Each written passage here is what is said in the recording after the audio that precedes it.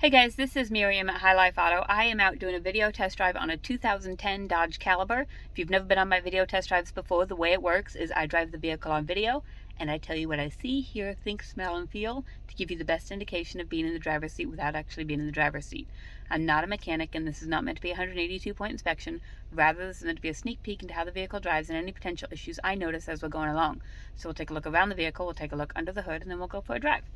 I just had to go get gas in this, so I drove it a little bit across town, and I'm sure I will have to charge the battery later because I had to jump it this morning, but we'll take care of all that. That's general maintenance stuff. Here we go. All right, 2010 Dodge Caliber.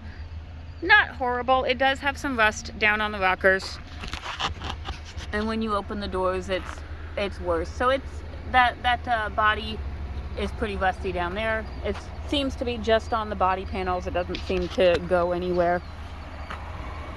These front tires are probably 65%. The rear tires are similar, if not better, maybe 75%. This is the inside. It looks like it's in decent condition, a little bit dirty, but it's got that cool blue, I don't know, trim or whatever on there.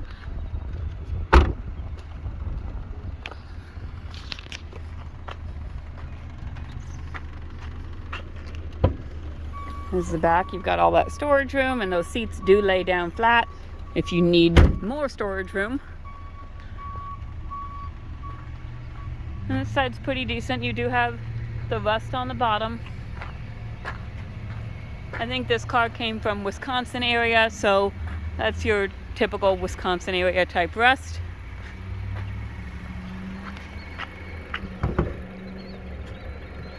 And let me find my hood release. There it is. Oh, this is a heavy hood.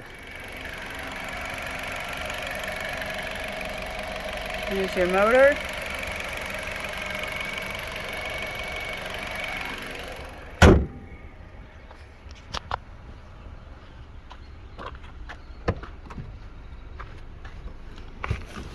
Oh, in here we've got 131,000 miles, a seatbelt light.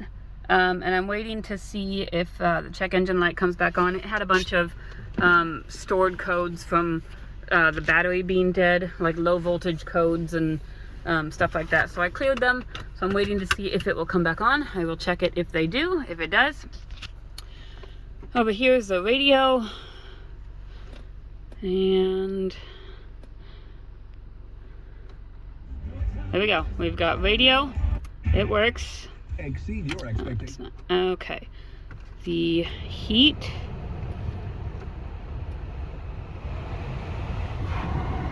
Whew, that blows out good and hot. I'm going to turn it on to AC and see what we get. I think it's cool and it's getting colder. I would say it probably has good AC. Passenger side window works. Rear passenger side window works. Rear driver's side window works.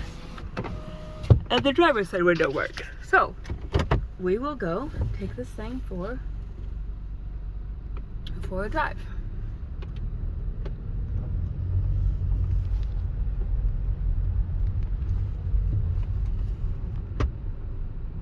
I'm gonna run that health report on my computer just to scan it and see if it pulls up anything pending or anything like that.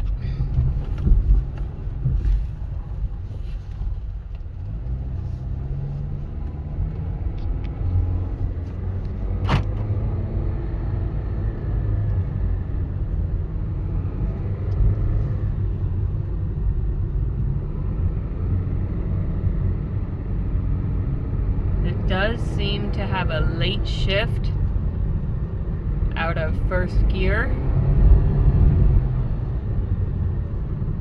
Let's make sure I'm in drive. So I would say that this probably has something going on with the transmission, whether or not it's a solenoid or what it may be. I'm gonna pull in. I didn't I didn't notice any issues when I went to the gas station. It was only like 35 or so, but I didn't notice any issues with the shifting. I'm gonna pull in over here and kind of play with my computer and see if I can get into the system at all and see anything about any of the solenoids. Sometimes, like, your solenoids can be stuck open, and so it'll just let fluid all the way through, and it's supposed to open and close them and all of that stuff. It's got good power, like when you go in reverse, so I think that part's good. Let's play with this. Okay. Turn my AC on a little bit. Let's see what we can find out. Okay, so my powertrain control module, it's got a bunch of stored codes. So multiple cylinder misfire stored, but it's not active, so I don't think that's currently happening. PCM internal, so I don't know what those mean. So the only one that's pending is a transmission control system request. Let's see if we can go into the transmission control module. There's no fault codes. Sometimes we can read the data stream. It's just, and not that I know what any of this means, I'm not gonna lie. Sometimes I can kind of see if something like doesn't look the way it's supposed to, but I'm really just doing this for you guys who are mechanics and kind of know what is going on.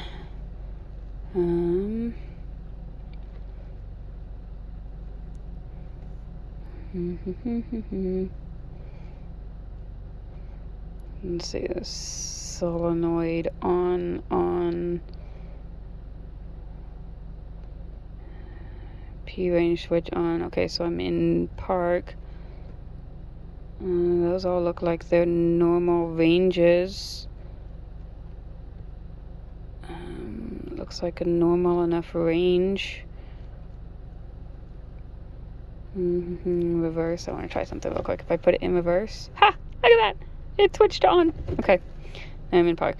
I don't know what these coils are. Secondary oil pressure sensor.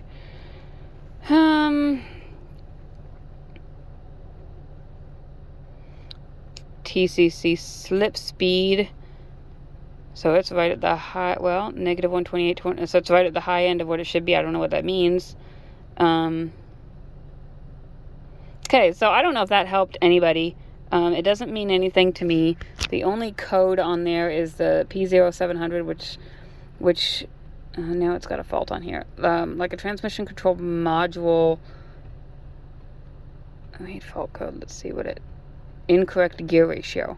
So I don't know what that means. I don't know if that's a solenoid, or I don't know if that's something else. But you can take a look at it. I mean, show your mechanic this and let him know what he thinks, and we'll kind of see what we've got, and we'll do everything else just as what we normally do on a test drive, just to make sure that all that works. Left turn signal works, right turn signal works, windshield wipers work, horn works. We will probably not be able to check our cruise, but I didn't hear any suspension noise when I was driving, and the brakes are good. So I mean, I'm not saying that like the only problem is this transmission problem, but you know, because it's kind of a big problem.